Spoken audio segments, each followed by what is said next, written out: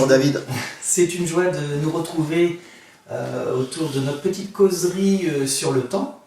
Et j'aurais envie d'introduire aujourd'hui par ce verset de la Bible, dans Exode au chapitre 13 au verset 10, « Tu observeras cette ordonnance au temps fixé d'année en année. » Oui, parce que cette instruction de Moïse, enfin que Dieu donne au travers de Moïse, observer cette ordonnance, on va détailler ce que c'est, hein, d'année en année, n'arrive qu'avec Moïse. Si on lit la Genèse, on ne voit pas de jour particulier dans l'année. Qu'est-ce qu'on a?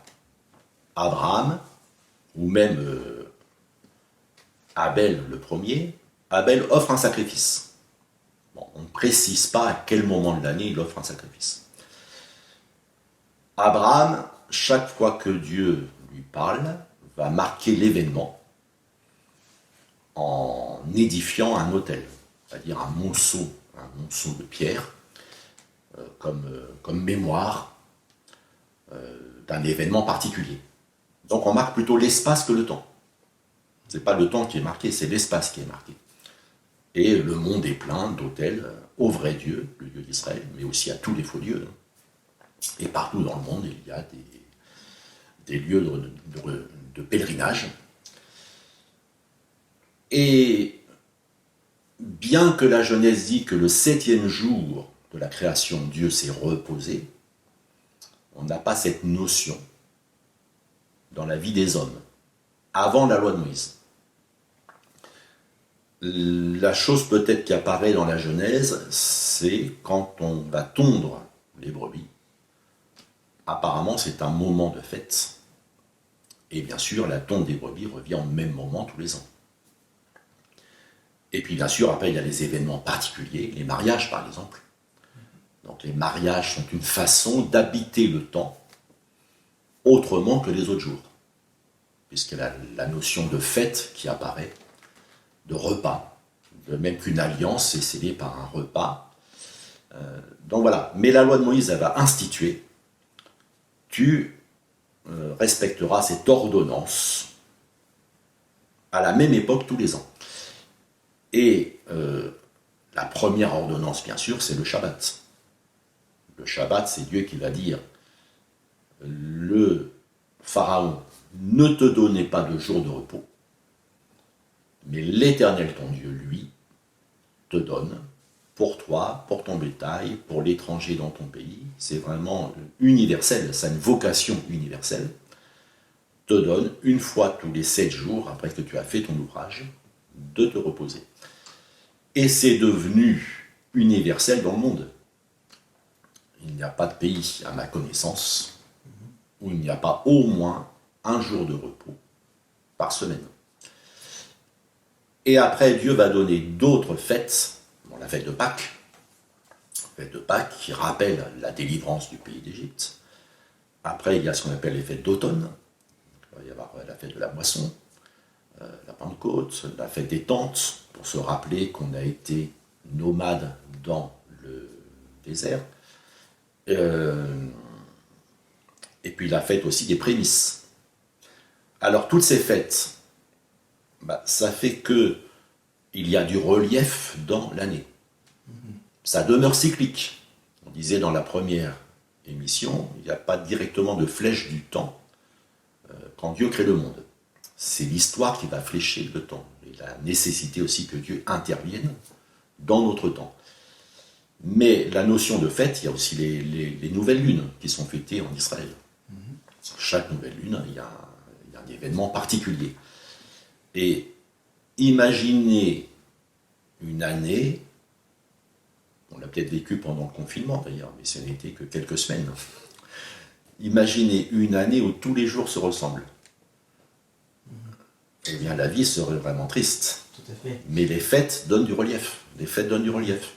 Alors nous, en France, on sait, là c'est le 14 juillet, là c'est le 15 août, là c'est la Toussaint, là c'est Pâques, là c'est Pentecôte, là c'est l'Ascension. Voilà. Et puis après, il y a les vacances scolaires aussi, qui vont donner un autre relief.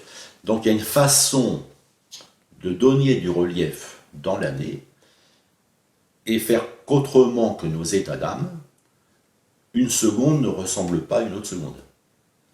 Ouais, quand on attend quelqu'un qu'on aime, le temps paraît long. Quand au contraire, c'est quelqu'un qu'on n'apprécie pas particulièrement, on voudrait que le temps se raccourcisse. Quand on doit aller chez le dentiste, on veut que ce soit fini le plus tôt possible.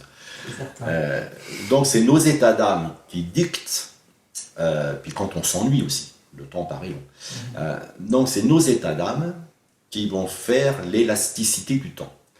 Mais avec les fêtes, même si je ne suis pas particulièrement heureux, particulièrement joyeux, la fête m'ordonne, dans un sens, me contraint à un minimum de joie. Et parfois, c'est même, par exemple, chez les Juifs, il y a une fête qui est une fête tardive, puisqu'elle est venue du temps d'Esther, c'est Pourim. Et Pourim, on doit se réjouir. On doit se réjouir. Dieu a vaincu celui qui voulait faire un génocide. Alors il y a obligation de se réjouir en ce jour-là. Et même si je vis un deuil ce jour-là, même si je suis particulièrement affecté par un événement, la fête va quand même m'obliger à avoir un certain tonus. Donc ça donne du relief dans le temps.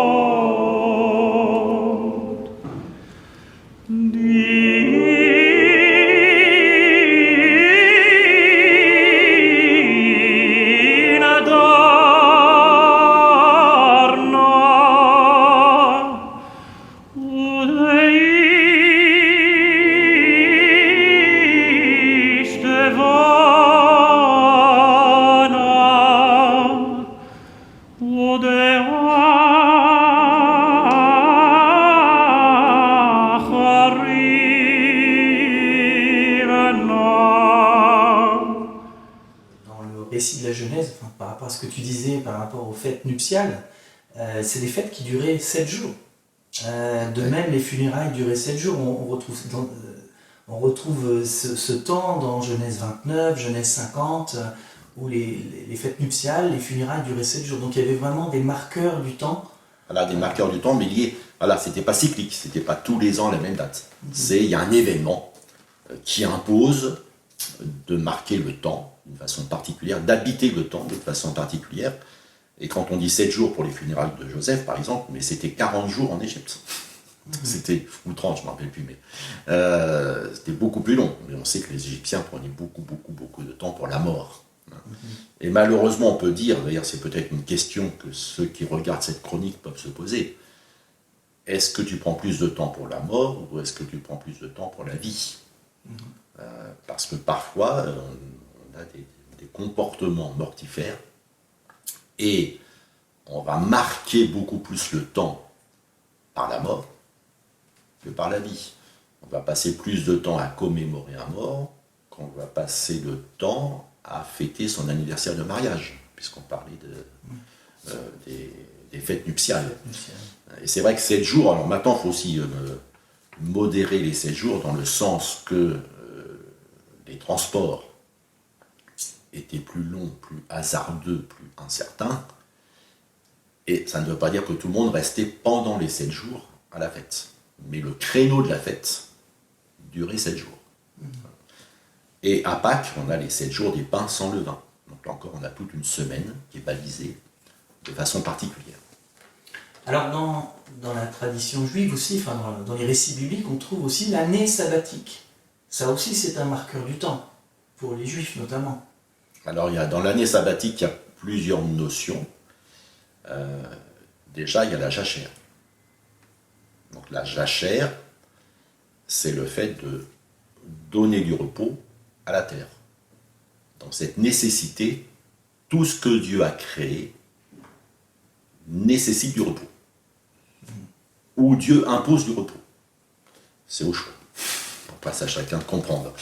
Mais il y a cette nécessité du repos. Après, il y a l'année, quelqu'un qui s'est marié, pendant 1 an, il est dispensé de service militaire, de service pour la nation, et l'expression utilisée par la Bible, pour qu'il réjouisse le cœur de sa femme. Et là, ça montre aussi la nécessité du temps pour construire une relation. Une relation nécessite du temps pour se construire. Parfois, on veut faire des événements entre associations, entre personnes, et on n'a pas pris le temps d'abord d'établir la relation. Donc le temps est nécessaire pour faire une relation. Et même Dieu avec nous, puisque notre sujet c'est Dieu et son rapport au temps, même Dieu nous parle dans le temps. Même Jésus a dû grandir dans sa connaissance de Dieu. Il croissait en sagesse, en esprit. Donc il y a eu du temps nécessaire pour que Jésus, en tant qu'homme, connaisse parfaitement son Père Céleste. Donc après on a l'année sabbatique, alors une fois tous les 7 ans, il y avait quelque chose de particulier, dont je ne me souviens plus exactement. Et puis il y a le jubilé. Alors là c'est beaucoup plus puissant, puisque là on est sur le socio-économique. Et c'est de dire que tous les 50 ans, on remet les dettes. Et si quelqu'un a dû vendre, ou pire, se vendre, donc soit il a dû vendre sa terre, parce qu'il était devenu trop pauvre, soit il a dû se vendre en tant qu'esclave à un autre, il est libéré au moment du jubilé, et il retrouve sa terre au moment du jubilé.